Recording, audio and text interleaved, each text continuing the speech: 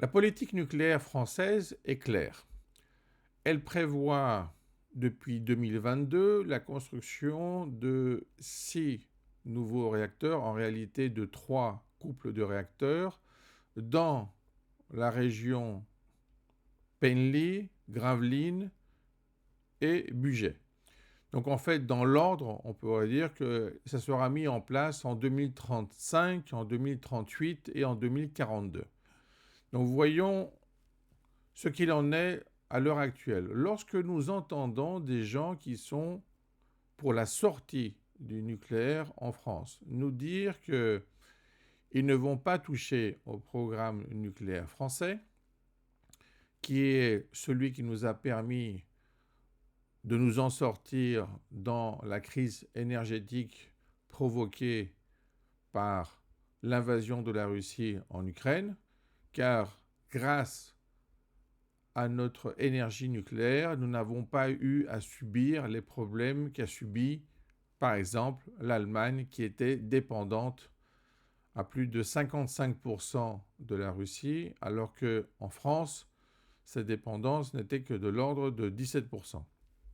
Donc, le problème actuel, dans le cadre des élections législatives, c'est que nous avons des partis qui veulent prendre le pouvoir et qui sont contre la politique nucléaire française. Alors, apparemment, c'est clair, ils nous disent officiellement qu'ils ne vont rien changer jusqu'en 2027.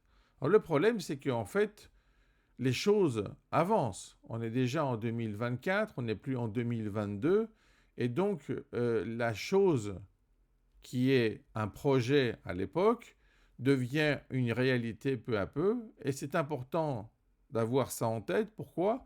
Parce que si tout doit s'arrêter en 2027, alors qu'il s'agit de projets qui vont toucher la France en 2035, 2038, 2042, eh bien on comprend bien que c'est forcément, si vous voulez, une manœuvre d'ordre politique de dire on ne touche à rien jusqu'en 2027.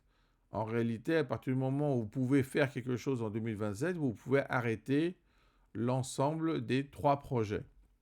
Et cela veut dire aussi que si vous voulez faire ce choix, il faut bien se rendre compte qu'il y a un problème avec le carbone. On ne peut pas tout faire en même temps. On ne peut pas avoir la décarbonation et en même temps la dénucléarisation, car tout simplement, on ne peut pas s'en sortir avec les autres formes d'énergie, en tout cas pour le moment.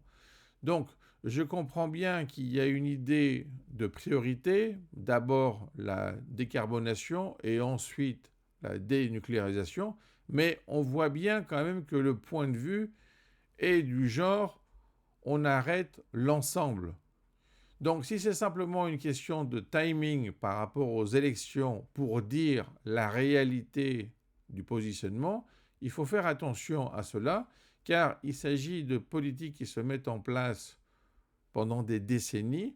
On ne peut pas changer si facilement les choses en considérant que c'est simplement une remise en cause de quelques années.